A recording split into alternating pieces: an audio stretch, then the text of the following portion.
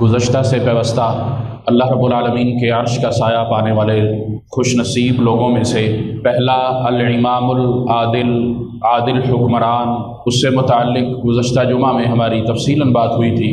दूसरा जो अल्लाह रब्बुल आलमीन ने खुश नसीब शख्स हमें बतलाया है वो है जो अल्लाह रब्बुल आलमीन की इबादत करता है और वो इबादत नौजवानी में करता है, जिससे मुताल्लिक़ रसूलुल्लाह सल्लल्लाहु अलैहि वसल्लम ने फरमाया वशाबुन नशअ बिइबादतिल्लाह। दूसरा वो खुश नसीब है जो अल्लाह ताला की इबादत अपनी जवानी में करता है।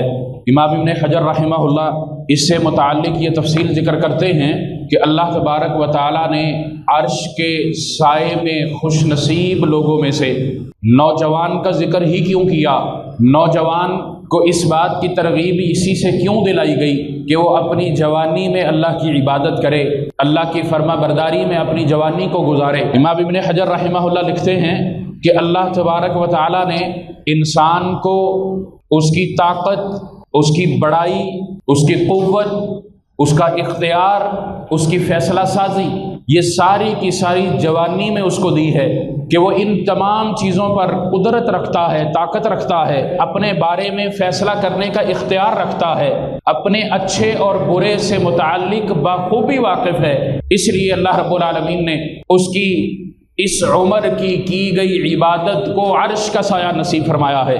और यकीनन ये वो मरहला होता है जिसमें इंसान अपने बाजू के ज़ोर पर तमाम काम करने को अपनी ताकत समझता है, अपनी दानिशमंदी और अक्लमंदी समझता है। बूढ़ा आदमी मजबूर होता है, उसके जिस्म में वो ताकत नहीं होती, वो क़ुव्वत नहीं होती। और इसी तरह जवानी से पहले छोटी उम्र, लड़कपन कह लें या बचपना कह लें, उसमें भी उसके पास वो इख्तियार नहीं है, अपने बारे में वो आज़ाद नहीं है, वो फ़ैसला नहीं कर सकता, उसको फ़ैसला साजी का इख्तियार नहीं है। इस वजह से अल्लाह रब्बुल आलमीन ने नौजवान की इबादत से मुताल्लिक़ रसूलुल्लाह सल्लल्लाहु अलैहि वसल्लम से ये बात कहलवाई है। और नौजवान जब अल्लाह रब्बुल आलमीन की इबादत नौजवानी में करता है तो फिर उसकी लज्जत भी ज़्यादा होती है। हालांकि दुनियावी एतबार से देखा जाए तो हम आजकल अपने नौजवानों को भी देख सकते हैं, उनकी भाग दौड़ क्या है, उनका टारगेट क्या है, उनकी पसंद और नापसंद क्या है। मेजॉरिटी नौजवानों की दुनिया के असबाब इख्तियार करने में दौड़ती है, अपनी ज़िंदगी को एंजॉय करने में वक्त को सर्फ करती है। और ऐसे नौजवान भी हैं जो अपनी जवानी को अल्लाह के रास्ते में लगाते हैं, अल्लाह के रास्ते में कुर्बान करते हैं, फ़ी सबीलिल्लाह निकलते हैं, दीन का इल्म हासिल करने के लिए, उसकी नशर व इशाअत के लिए और अपनी इबादत अल्लाह रब्बुल आलमीन की खालिस करने के लिए वो अपनी जवानी लगाते हैं। और नौजवान आजकल के एतबार से अगर बात की जाए तो यकीनन बहुत से मसाइल का शिकार है। और हमें हमेशा ये बात याद रखनी चाहिए कि हम भी उसी मुआशरे का हिस्सा हैं, हम भी उसी दुनिया में बसते हैं, हम भी उसी तरह ज़िंदगी गुजारते हैं। हमारी ज़िंदगी भी वही है जो आज से कबल लोगों की हुआ करती थी, नौजवानों की हुआ करती थी, इंसानों की हुआ करती थी। हाँ, अल्लाह रब्बुल आलमीन का ये इनाम और फजल हम पर ज़रूर हुआ है कि जो आज से 100 साल कबल, 50 साल कबल लोगों के पास सहूलियात और आराइशें और आसाइशें नहीं थी, वो आज हमारे पास है। ये अल्लाह रब्बुल आलमीन का मज़ीद इनाम और फजल है। और इसी के साथ साथ यही आसाइशें, यही सहूलियात इंसान के ईमान को मुतज़ल्ज़ल भी करती हैं, मुसलमान के ईमान को डगमगाती भी हैं। क्यों? वो उनको इख्तियार करने में, उनको हासिल करने में भाग दौड़ बढ़ा देता है, उनके पीछे ज़्यादा जुस्तजू करता है। जब दुनिया के असबाब इकट्ठे करते हुए वो अपने तमाम तर वसाइल उधर लगाने शुरू कर देता है तो फिर अल्लाह की इबादत में वो कमज़ोर हो जाता है, फिर वो दुनियावी फितनों में मुब्तला होकर अल्लाह और उसके रसूल से दूर हो जाता है। नौजवान जो अल्लाह रब्बुल आलमीन की इबादत करता है, अपनी ज़िंदगी के बेहतरीन लम्हात, अपनी ज़िंदगी के ताकतवर तरीन लम्हात अल्लाह की बंदगी में गुजारता है, अल्लाह रब्बुल आलमीन उसको फिर ये नेमत देता है कि अर्श का साया उस दिन की सख्तियों से उसको महफूज रखते हुए नसीब कर देता है। वो गर्मी से महफूज रहेगा। गुज़श्ता जुमा में, उससे पिछले जुमा में क़यामत के हाल को बयान करते हुए इंसान के पसीने की बात की थी। आपको यकीनन याद होगी, अभी गर्मी है, आज मस्जिद में हमारे एसी नहीं चल रहा, आप देख सकते हैं कितनी बेचैनी हो रही। पंखा चल रहा है, साया है, हवा भी बाहर कुछ ना कुछ है, लेकिन उसके बावजूद पसीना बह रहा है, पसीना निकल रहा है, इत्मीनान बैठने में नहीं है। और उस दिन की गर्मी, जिस गर्मी की शिद्दत से इंसान अपने पसीने में डूबा हुआ होगा, आप अलैहिस्सलातु वस्सलाम ने फरमाया कोई टखनों तक, कोई घुटनों तक, कोई नाक तक, और कोई कंधों तक, और कोई नाक तक, और कोई उसमें गोते खा रहा होगा। पसीना बंदे का अपना है, लेकिन गर्मी की शिद्दत और गुनाहों की ज्यादती, गर्मी की शिद्दत और गुनाहों की ज्यादती, उसकी वजह से पसीना उसको बता रहा होगा कि तेरी हालत और तेरी कैफियत क्या है। हम इसको बाखूबी महसूस कर सकते हैं। और अगर उसमें इस शदीद कैफियत में अल्लाह रब्बुल आलमीन के अर्श का साया नसीब हो जाए तो फिर न वो पसीना रहेगा, न वो गर्मी रहेगी, न वो हिद्दत रहेगी, न बंदे के होते रहेंगे। अल्लाह की रहमत साया फगन हो जाएगी, उसके साए के नीचे बंदा आ जाएगा। और ये साया, ये अर्श का खुश नसीब, अर्श के साए को पाने वाला खुश नसीब दुनिया की गर्मी को भूल जाएगा। दुनिया के अंदर जिस शिद्दत की गर्मी भी उसने देखी होगी उसको वो याद नहीं रहेगी उस दिन की गर्मी की शिद्दत की वजह से।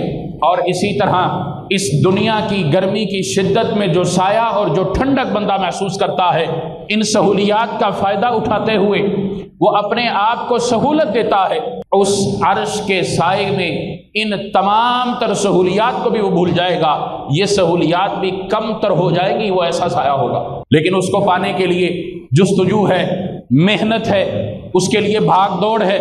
रसूलुल्लाह सल्लल्लाहु अलैहि वसल्लम ने इससे मुताल्लिक कई मिसालें दी हैं। नौजवान के ईमान के हिफाजत के लिए, उसके ईमान को मजबूत करने के लिए। और इसी में ही अल्लाह रब्बुल आलमीन ने आप अलैहिस्सलातु वस्सलाम को जिस एक और का बतलाया है उससे मुताल्लिक कहा है वरजुलुन क़ल्बुहु मुअल्लक़ुन बिल मसाजिद, वो बंदा, वो शख्स, वो फर्द, वो मुसलमान जिसका दिल मस्जिद में लगा रहता है, अल्लाह रब्बुल आलमीन उसको भी क़यामत के दिन अर्श का साया नसीब करेगा। ऐसा नहीं है कि अल्लाह रब्बुल आलमीन ने सिर्फ नौजवान को ये फजीलत दी है, उसके अलावा जो जवानी से ऊपर चला जाता है। और हम जिस मुआशरे का हिस्सा है, जवानी जब ख़त्म हो जाती है उसके बाद मस्जिद में आना शुरू करते हैं, घर की तमाम मसरूफियात से फारग होकर फिर समझते हैं कि अब मस्जिद में बैठना चाहिए, अब जाकर नमाज अदा करनी चाहिए। हालांकि अब न रुकू सही होता है, न सजदा सही हो सकता है, इन दोनों में फ़र्क है। लेकिन उसके बावजूद अल्लाह तबारक व तआला ने आप अलैहिस्सलातु वस्सलाम की ज़ुबान मुबारक से ये खुशखबरी दी है वरजुलुन क़ल्बुहु मुअल्लक़ुन बिल मसाजिद, वो शख्स, वो मुसलमान जिसका दिल मस्जिद में लगता है, मस्जिद के साथ लगता है, उसमें वो अपना वक्त गुजारता है, नमाज के लिए पहले आता है, नमाज के बाद बैठकर वो अगली नमाज का भी इंतज़ार करता है, अल्लाह के साथ अपने दिल को मजबूत करता है, अल्लाह ताला अर्श का साया उसको भी देता है। और अल्लाह रब्बुल आलमीन ने ऐसे अफराद से मुताल्लिक़ कुरान मजीद में भी ये बात कही है इन्नमा यअमुरु मसाजिदल्लाहि मन आमन बिल्लाहि वल यौमिल आखिर व अक़ामस्सलाह व आतज़्ज़का वलम यख्शा इल्लल्लाह फ़असा उलाइका अन यकूनु मिनल मुहतदीन। ये चार फजीलतें, चार काम हैं जो अल्लाह रब्बुल आलमीन ने मस्जिद के साथ दिल लगाने वाले से मुताल्लिक़ कही हैं। और साथ ही साथ यही कहा है अल्लाह के घरों को जो आबाद करता है, उनको जो तामीर करता है, इन्नमा यअमुरु मसाजिदल्लाह, मस्जिदें तामीर करने में सिर्फ बिल्डिंग खड़ी करना नहीं होता। कितनी आलीशान मसाजिद आजकल हमारे यहाँ हैं, लेकिन नमाजियों से खाली हैं, सफ़े खाली हैं, मस्जिदों के हाल खाली हैं, सहन खाली हैं। मस्जिद को आबाद करने वाला मुसलमान नहीं है। यामुरु मसाजिदल्लाह, सिर्फ तामीर करके खड़ा नहीं कर देना, बल्कि उसको भरना भी है, उसके साथ अपने दिल को भी लगाना है, उसके मामलात को भी देखना है। और अल्लाह रब्बुल आलमीन ने उसकी फजीलत में बतलाते हुए ये कहा है अल्लाह की मस्जिदों को ये भरता है, आबाद करता है, तामीर और तरक्की के लिए जुस्तजू करता है। और फिर उसमें किस तरह होती है, मन आमन बिल्लाह, अल्लाह पर ईमान रखते हुए, अल्लाह पर उसका ईमान अगर मजबूत है तो फिर उसका दिल मस्जिद के साथ लगता है। अगर ईमान मजबूत नहीं है तो फिर उसका दिल भी मस्जिद के साथ नहीं लगता। वो नौजवान हो, नौजवानी से पहले की उम्र हो, नौजवानी के बाद की उम्र हो, बूढ़ा हो, सारे के सारे अल्लाह रब्बुल आलमीन ने इसमें शामिल किए हैं। और इन दोनों बातों में वशाबुन नशा बिइबादतिल्लाह वरजुलुन क़ल्बुहु मुअल्लकुम बिलमसाजिद, इन दोनों में अल्लाह रब्बुल आलमीन ने इंसान की पूरी उम्र को शामिल कर दिया। मन आमन बिल्लाहि वल यौमिल आखिर, अल्लाह पर ईमान रखता है, आखिरत पर ईमान रखता है, उसको इस बात का यकीन है कि अल्लाह रब्बुल आलमीन ने मुझे खड़ा करना है, मुझसे सवाल करना है, मुझसे पूछना है, और आखिरत कायम होनी ही होनी है, दुनिया ने ख़त्म हो जाना है, मैंने सब जवाब देना है, अल्लाह रब्बुल आलमीन ने सवाल करना है, और सवाल भी इंसान की ज़िंदगी से मुताल्लिक़ होंगे। आखिरत का जो मामला है अल्लाह रब्बुल आलमीन ने उसकी भी वदाहत आप सल्लल्लाहु अलैहि वसल्लम करवाई है। सैयदना अब्दुल्लाह बिन मसूद रज़ियल्लाहु ताला अन्हु की हदीस है, आपने कहा कि रसूलुल्लाह सल्लल्लाहु अलैहि वसल्लम ने इरशाद फरमाया, 5 ऐसे सवाल हैं अल्लाह रब्बुल आलमीन जब तक बंदे से जवाब न ले ले, बंदा अपने पैर का वजन भी बदल नहीं सकता। अल्लाह के हाँ वो इस तरह बिल्कुल स्ट्रेट खड़ा है और वो उसको इजाज़त नहीं है कि अपने पैर को इस तरह भी कर ले, इस तरह भी कर ले, कदम नहीं वो हिला सकता। वो 5 सवाल कौन से हैं? उनमें सबसे पहला अल्लाह रब्बुल आलमीन ने यही सवाल करना है, अल्लाह ने तुझे उम्र दी थी, जवानी दी थी, तूने कहाँ गुजारी? अल्लाह रब्बुल आलमीन ने तुझे माल दिया था, तूने उसको कमाया कैसे? मिन ऐना इक्तसब व ऐना युनफिक, उसको खर्च तूने कहाँ किया? और अल्लाह रब्बुल आलमीन ने तुझे इल्म दिया था, उस पर तूने अमल कितना किया? ये वो 5 सवाल हैं। अल्लाह रब्बुल आलमीन बंदे से इनका जवाब लेगा। वल यौमिल आखिर, ये इंसान का ईमान ही उस वक्त मजबूत होता है जब उसको इस बात का बाखूबी इल्म हो कि आखिरत खड़ी होनी ही होनी है, आनी ही आनी है, और अल्लाह रब्बुल आलमीन ने मेरी जिंदगी का हिसाब मुझसे सारे का सारा लेना। यह आखिरत पर ईमान है। और अगर बंदा ये गुमान कर ले कि देखी जाएगी क्या होगा, इसका मतलब ये कि उसका आखिरत पर भी ईमान मजबूत नहीं है, अल्लाह पर भी ईमान मजबूत नहीं है, उसके सवाल और जवाब पर भी ईमान मजबूत नहीं है, उसके ईमान में नक्स है, कमी है।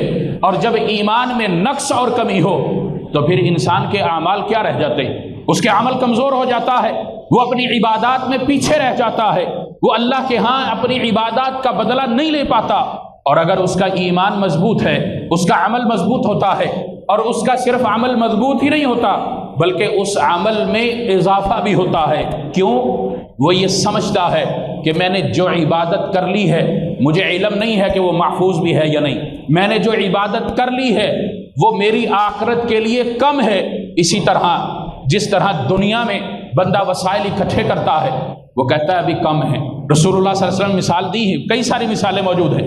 इंसान है वो पैदल चलता है, पैदल चल सकता है, वो ऐसे बहुत से जो पैदल नहीं चल सकते उनसे अच्छा है, अपने पैरों पर वो ताकत रखता है, कुदरत रखता है, उसके घुटने उसका साथ देते हैं, उसकी टांगे उसके पैर उसकी कमर उसका साथ देते हैं। वो पैदल चल सकता है जितना चलना चाहे, लेकिन उसकी ख्वाहिश क्या होती है?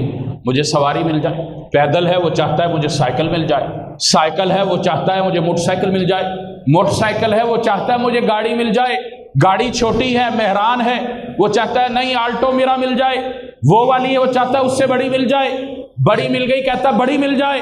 उसका इजाफा बढ़ता चला जाता है, उसकी ज़रूरियात बढ़ती चली जाती हैं। जिस तरह वसाइल इकट्ठे होते हैं ख्वाहिशात बढ़ती रहती हैं। इसी तरह अगर उसका आखिरत के अमाल से मुताल्लिक है कि आखिरत में मैंने ये अमल कर लिया लेकिन थोड़ा है, मैंने अल्लाह की ये इबादत कर ली लेकिन ये मेरी आखिरत के लिए कम है, जन्नत का दाखिला इस अमल के बदले मुझे मिल गया, अर्श का साया मस्जिद के साथ दिल लगाने से मिल गया, लेकिन जन्नत का मैंने आला दर्जा पाना है, जन्नतुल फिरदौस पानी है, उसके लिए मुझे मेहनत और करनी, मैंने उससे अच्छा अमल करना है, उससे बड़ा अमल करना है, उससे ज्यादा अमल करना है।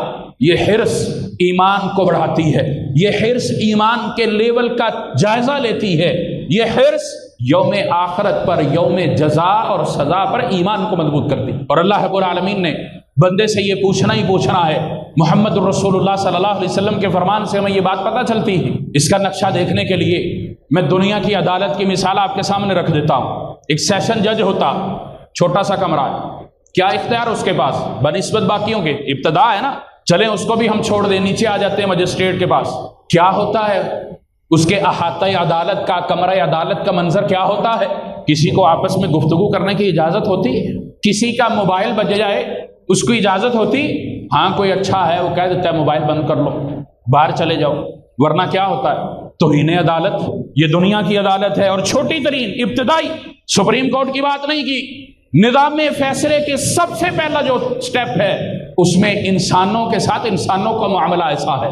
اور اگر اس منظر کو سامنے رکھ کے ہم اللہ رب العالمین جو سب نظاموں کا مالک ہے، سب بادشاہوں کا بادشاہ ہے، سب قاضیوں کا قاضی ہے، سب فیصلہ سازوں کا فیصلہ ساز، اس کی عدالت میں کیا منظر ہوگا؟ اور چاہ جائے کہ رسول اللہ صلی اللہ علیہ وسلم کی ہمیں حدیث بھی یہ بتلاتی ہو کہ اللہ رب العالمین نے یہ 5 سوالوں کے جواب لیے بغیر قدم نہیں اٹھانے دینا، اور پھر انسان اس کی تیاری نہ کرے تو اس کی تباہی اور ہلاکت نہیں ہے۔ من آمن باللہ والیوم الآخر واقام الصلاۃ، اللہ رب العالمین کا وہ نماز کو قائم کرتا ہے۔ مسجد عبادت کی جگہ ہے، عبادت گاہ ہے، اور اس کی عبادت اللہ رب العالمین کی کس طرح ہے؟ مسجد میں عبادت اللہ رب العالمین کی نماز قائم کر کے ہے۔ کوئی یہ نہ سمجھ لے اچھا مسجد میں بیٹھنا ہے، کچہری لگا لو، گپ شپ کرتے رہو۔ افسوس کے ساتھ ہم مساجد کے ساتھ یہ معاملہ بھی کرتے ہیں، جھگڑا بھی کرتے ہیں، فساد بھی برپا کرتے ہیں، اور باقاعدہ پلاننگ کے ساتھ کرتے ہیں، بیٹھ کر کچہریاں بھی لگاتے ہیں۔ مسجد میں بیٹھے ہیں، یہ مسجد میں دل لگانا نہیں ہے، یہ مفہوم غلط ہے۔ درست مفہوم کیا ہے جو اللہ رب العالمین نے اس آیت مبارکہ میں بتایا ہے؟ وَأَقَامَ الصَّلَاةَ، مساجد کو آباد کرتا ہے نماز کے ساتھ، نماز قائم کر کے، وہ نمازی پکا ہے۔ اور رسول اللہ صلی اللہ علیہ وسلم کی حدیث مبارکہ بھی، آپ علیہ الصلوۃ والسلام نے فرمایا، ابو امامہ رضی اللہ تعالی عنہ، اسی طرح دیگر صحابہ بھی اس حدیث کو روایت کرتے ہیں، رسول اللہ صلی اللہ علیہ وسلم نے فرمایا مسجد کی طرف جو آتا ہے اور مسجد کی طرف آتے ہوئے، ایک حدیث میں وضو کر کے آتا ہے، ایک میں وضو کا ذکر نہیں، متطہرن کے ایک میں الفاظ ہیں، وضو طہارت حاصل کر کے، اور دوسری میں ہے کلما عدا اور راح، صبح آتا ہے شام آتا ہے، آ کر نماز قائم کرتا ہے، اس کا اجر و ثواب کیا ہے؟ کا حجۃ تامۃ، مکمل حج برابر ثواب۔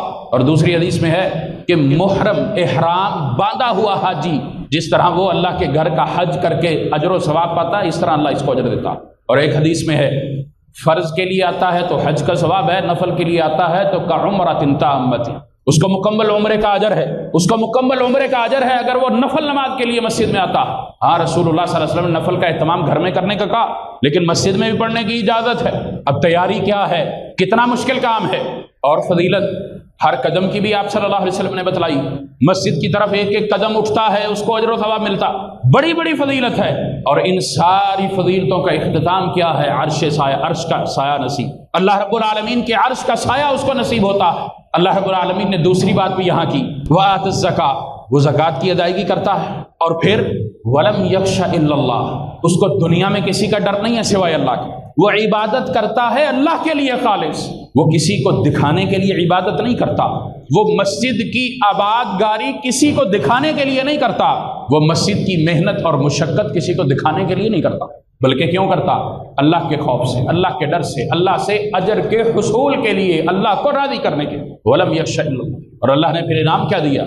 فَعَسَىٰ أُولَٰئِكَ أَن يَكُونُوا مِنَ الْمُهْتَدِينَ، یہ ہیں ہدایت یافتہ، یہ ہیں دنیا پر مثالی لوگ، یہ ہے نمونہ اسوہ حسنہ۔ اور میں یہ بھی کہہ دیتا ہوں، مسجد میں دل لگانے کا قطعاً یہ مطلب نہیں ہے کہ بندہ گھر سے فارغ ہو کر مسجد میں آ کر مسائل بنانے شروع کر دے، وہ کہے میں مسجد کو آباد کر رہا ہوں اور اس کی اخلاقیات کا جنازہ نکلا ہوا ہو۔ یہ دونوں ایک دوسرے کے منافی چیزیں ہیں، یہ ہم دیکھتے ہیں، مشاہدہ کرتے ہیں۔ آج کل ہماری مساجد میں یہ مسئلہ بھی ہے کہ مسجد میں ہے تو صحیح، لیکن نہ اس کا بولنا اچھا، نہ بیٹھنا اچھا، نہ اٹھنا اچھا، نہ تعامل اچھا، نہ گفتگو اچھی۔ مسجد میں بیٹھ کر کیا کرے؟ مسجد سے نکل کر بازار باہر جاتا ہے تو 4 کو گالیاں دیتا، مسجد میں آتا ہے تو مسجد میں جو لوگ ہیں ان سے جھگڑا کرتا، نماز کے لیے کھڑا ہوتا ہے تو برابر والے سے جھگڑا کرتا۔ یہ رجل قلبہ معلق بالمساجد میں یہ نہیں ہے، مسجد کو آباد کرنے میں اس کے پورے تقاضے، اس کے آداب کو ملحوظ خاطر رکھنا ہے، پھر عرش کا سایہ نصیب ہوتا ہے۔ فَعَسَىٰ أُولَٰئِكَ أَن يَكُونُوا مِنَ الْمُهْتَدِينَ، پھر وہ ہدایت یافتہ والوں میں ہے۔ اور اللہ رب العالمین جن سے متعلق یہ بات کہہ دے کہ ہاں یہ ہدایت یافتہ ہیں، یہ ہدایت والے ہیں، اس کو اس سے بڑی کیا فضیلت چاہیے؟ اور اللہ رب العالمین نے مومن کی خصلت بیان کرتے ہوئے یہ بات بھی کہی ہے، انما المؤمنون الذين اذا ذكر الله وجلت قلوبهم واذا تليت عليهم اياته زادتهم ايمانا وعلى ربهم يتوكلون الذين يقيمون الصلاه ومما رزقناهم ينفقون، نماز قائم کرتے ہیں، اللہ کے راستے میں خرچ کرتے ہیں، اور پھر کیا کرتے ہیں؟ لهم درجات عند ربهم، اللہ کے ہاں ان کے لیے بڑا درجہ، ومغفرۃ ورزق کریم، مغفرت بھی ہے اور رزق، اور جنت کا حصول انسان کا سب سے بڑا رزق۔ ہم رزق سمجھتے ہیں پیسوں کو اکٹھا کرنا، اپنے گھر کو چلانا، گھر میں راشن ڈال لینا، ہم یہ رزق سمجھتے ہیں۔ ہاں ہے رزق، لیکن انسان کی ہر آمدنی، ہر کسب وہ اس کا رزق ہے۔ اور اللہ رب العالمین نے یہاں کس رزق کا ذکر کیا؟ اس کی صفات بیان کی کہ مومن وہ ہے اذا ذکر اللہ وجلت قلوبہم، اللہ کا ذکر ہوتا ہے اس کا دل ڈرتا ہے، اس پر خشیت طاری ہوتی۔ اور سیدنا عمر رضی اللہ تعالیٰ عنہ کا قول ہے، آپ رضی اللہ تعالیٰ عنہ کہتے ہیں کہ ان آیات کو سننے کے بعد میرا دل مکھن کی طرح ملائم ہو گیا۔ مکھن کتنا نرم، اور سیدنا عمر نے کہا مکھن سے زیادہ نرم ہو گیا۔ اور یہ مومنوں کے لیے ہے، مسلمانوں کے لیے، کیونکہ یہ مومن کے ساتھ تعلق ہے۔ کافر کے لیے سخت ہے، رحماء بینہم اشداء علی الکفار، آپس میں وہ رحم دل ہیں، شفقت والے ہیں، ایمان اور اسلام کی لذت کو محسوس کرتے ہوئے وہ اپنے بھائی کے لیے شفیق ہیں، رحیم ہیں۔ اور کافر کے لیے جو حالت اسلام اور ایمان میں نہیں ہے، اشداء علی الکفار، پتھر سے بھی زیادہ سخت دل، سیدنا عمر کہتے ہیں میرا کافر کے لیے۔ اور یہ مومن کی پہچان ہے۔ اللہ رب العالمین کا ذکر ہوتا ہے، قرآن مجید کی تلاوت ہو، احادیث نبویہ ہو، اللہ اور اس کے رسول کی بات ہو، اس کا دل ڈرتا ہے، خشیت اختیار کرتا ہے، وجلت قلوبہم، کانپتا ہے دل، اس کو محسوس کرتا ہے، اس کو پتا ہوتا ہے کہ میری زندگی عارضی ہے، اللہ نے پوچھا۔ اور سیدنا عثمان رضی اللہ تعالی عنہ، ان کے مولا ہیں غلام قربانی، سیدنا عثمان رضی اللہ تعالیٰ عنہ سے پوچھتے ہیں، یہ پہلے بھی میں بیان کر چکا ہوں، آپ جنت اور جہنم کے ذکر میں نہیں روتے، قبر میں روتے ہیں۔ سیدنا عثمان رضی اللہ تعالیٰ وہ پہلی منزل ہے، انسان کے آخرت کے سفر کی پہلی منزل قبر ہے۔ فَإِن نَجَا نَجَا، اگر قبر میں اس کو نجات مل گئی، اگر قبر کے سوالوں میں وہ پورا کھرا اتر گیا، اس میں اگر اللہ رب العالمین کی رحمت کے ساتھ وہ پاس ہو گیا، اگلی اس کی منازل آسان۔ حشر کے میدان میں اور بھی سارے لوگ ہوں گے، قبر میں انسان اکیلا، گڑا ہے، اندھیرا ہے، زیر زمین ہے، مٹی میں دفن ہے، آکسیجن نہیں، کچھ بھی نہیں، کوئی ساتھ دینے والا نہیں۔ محسوس کر کے دیکھیں، سیدنا عثمان رضی اللہ تعالیٰ عنہ زاروں کے تار رویا کرتے تھے، اور عثمان رضی اللہ تعالیٰ عنہ کی داڑھی بھاری تھی، بھاری داڑھی تھی، اور قبر کے ذکر سے ڈر کر جب روتے تھے تو ان کی داڑھی مبارک سے آنسو گرا کرتے تھے، تر ہو جایا کرتی تھی۔ ہم اللہ رب العالمین کے سے کتنا ڈر کر، قبر سے کتنا ڈر کے اس کو کتنا یاد کرتے ہیں۔ اور رسول اللہ صلی اللہ علیہ وسلم نے فرمایا انسان کو قبر روزانہ آواز دیتی ہے۔ اللہ تعالیٰ ہم سب کی قبر کو ٹھنڈا کرے، ہماری قبروں کو اللہ تعالیٰ منور فرمائے، اور جو چیز انسان کو آواز دیتی ہو روزانہ 7 مرتبہ، تو انسان کا جانا اس میں فیصلہ کن ہے یا نہیں ہے، حتمی ہے یا نہیں ہے، اس کی منزل، اس کا مسکن ہے یا نہیں ہے۔ اور انسان کتنا نادان ہے، کتنی غفلت کا شکار ہے کہ دنیا کے گھر کے اندر سارے وسائل اکٹھے کرنے کی کوشش کرتا ہے، سارے اسباب اکٹھے کرنے کی کوشش کرتا ہے، ساری دنیا کی راحتیں اکٹھی کرتا ہے، اور اگر نہیں کرتا تو اپنے اصل مسکن کی نہیں کرتا، جو اس کا اصل گھر ہے، جو اس کے قد کے مطابق، اس کے جسم کے مطابق اس کی لینتھ اور ویسٹ ہوگی، اس کو نہیں وہ دیکھتا، وہ کھلا نہیں ہے، کھڑا اس میں نہیں ہو سکتا، اور اس کو اس کے پیاروں نے ہی اس میں ڈالنا ہے، جس کے لیے اس نے محنت کی، مشقت کی، جان ماری، اپنی جوانی ساری لگا دی، وہی اس کو بے لباس کریں گے، وہی اس کو اس قبر میں اتاریں گے، اس گڑھے میں اتاریں گے۔ رسول اللہ صلی اللہ علیہ وسلم تشہد میں دعائیں پڑھا کرتے تھے، قبر سے متعلق، حشر سے متعلق، جہنم سے متعلق، مسیحی دجال کے فتنے سے متعلق۔ آج مسلمانوں کو اکثریت کو وہ دعائیں بھی نہیں ہوتی۔ ہم نے کیا تیاری کی؟ اس گڑھے کو ہم صرف اپنے جسم سے بھریں گے، اور آپ علیہ الصلوۃ والسلام فرمایا انسان کا 3 چیزیں اس کے ساتھ جاتی ہیں، اور قبر میں وہ بھی ایک رہ جاتی ہے، صرف ایک چیز، اس کی اولاد بھی واپس آ جاتی ہے، اس کا مال بھی واپس آ جاتا ہے۔ قبر کے اندر کون اترتا ہے؟ اس کا نام ہے اعمال۔ دنیا کے اندر اس نے جو اعمال کیے ہیں، جو عمل کیے ہیں، وہ اس کے قبر میں فائدہ دے گا، اس کے علاوہ کچھ نہیں دے گا۔ بیٹھ کر اس کی قبر کے سرانے بیٹھ کر پورا قرآن پڑھ لو بھلے، اس نے دنیا میں اگر قرآن نہیں پڑھا، دنیا میں قرآن نہیں سیکھا، اس کو کوئی فائدہ نہیں دے گا۔ من ربک ما دینک من نبیک کہ وہ جواب نہیں دے سکے گا، اس نے دنیا میں تیاری ہی نہیں کی، اس نے اپنی زندگی کو اس پر صرف ہی نہیں کیا، کبھی سوچا ہی نہیں کہ میرا ٹھکانہ یہ ہے، میں نے یہاں جانا ہے، یہاں جمع ہونا۔ انسان اپنی خوشی سے تو نہیں جاتا، اپنے پیروں پر چل کر تو نہیں جاتا، اور اگر دنیا میں اس نے اپنے کمرے کو بڑا خوبصورت رکھا، بڑا ٹھنڈا رکھا، اس کا جواب بھی اس کو پھر یہی دے رہا ہے کہ اللہ نے دنیا میں تو تجھے وسائل دیے تھے، اس کا تو نے پھر استعمال کیسے کیا؟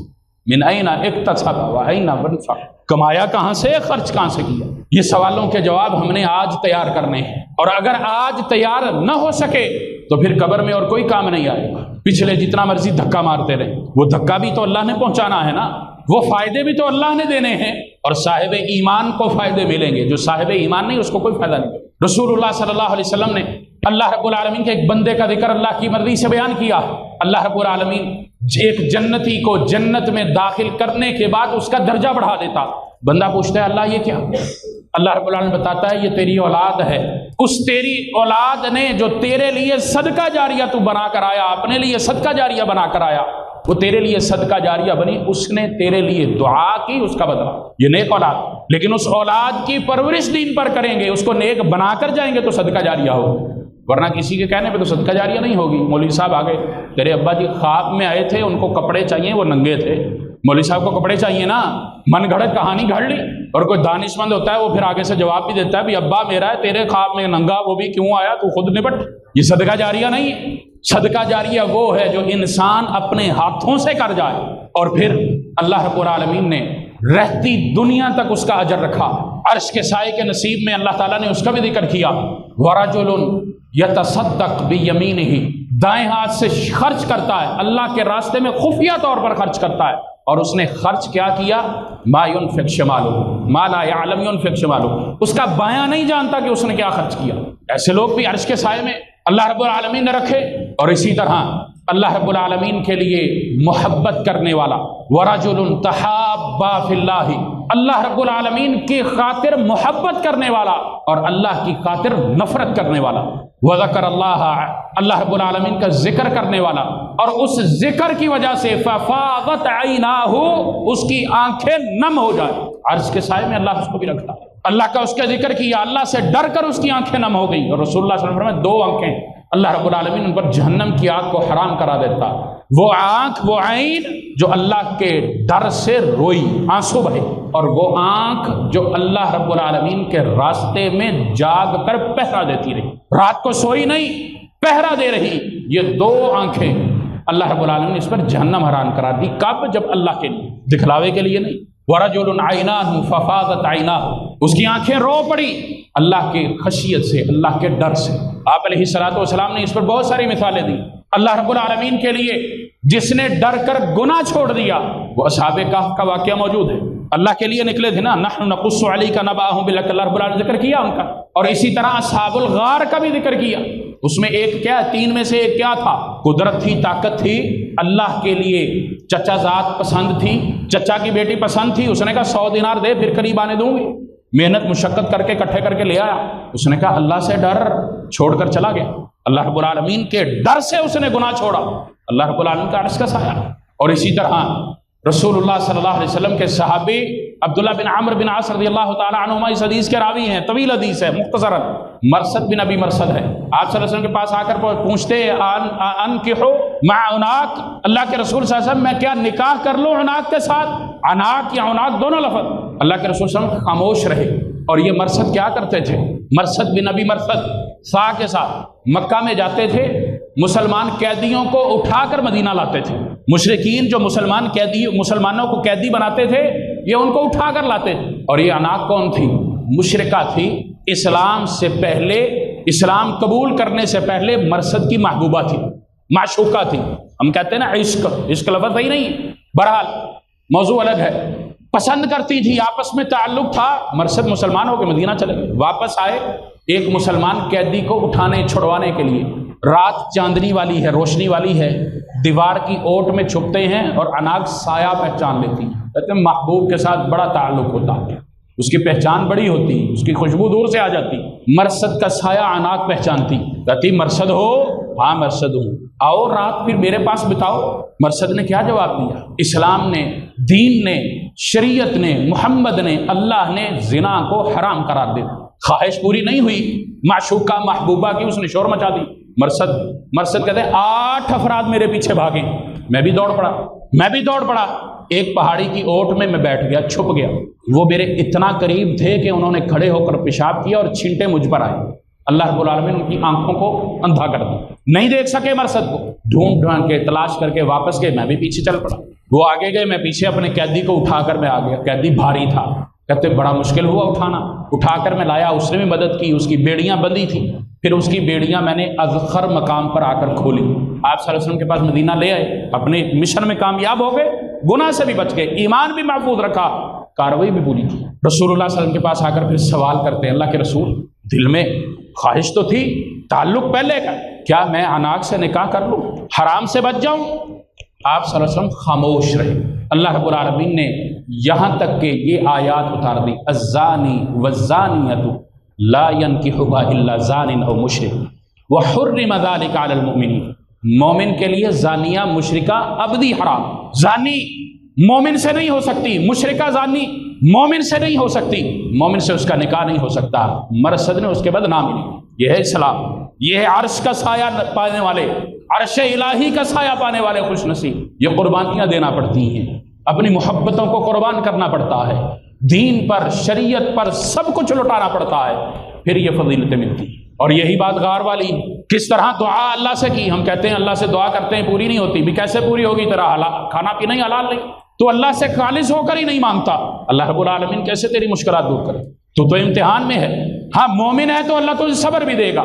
ये हमने अपनी जिंदगी में नजर दौड़ानी है, अपनी कब्र की तैयारी करनी, अपने हशर को देखना, और आखिरी 8वां खुशनसीब जो किसी मुश्किल के लिए आसानी पैदा करता है, अल्लाह रब्बुल आलमीन उसको भी अर्श का साया देगा। किस तरह? कोई तंग दस्त है, कोई मुश्किल में है, किसी की हाजत रवाई है, किसी को कर्ज दिया, उसको मोहलत दे दी, अच्छा चलो, हाँ हमारे यहाँ जैसे होता है, अच्छा किसी से लेके दौड़ जाओ, दो ही ना, नहीं वो नहीं, जो हकीकतन मजबूर है उसको सहूलत दे दो। अल्लाह ताला ऐसे शख्स को भी अर्श का साया देता है। अल्लाह ताला हम सबको भी ये नसीब फरमाए।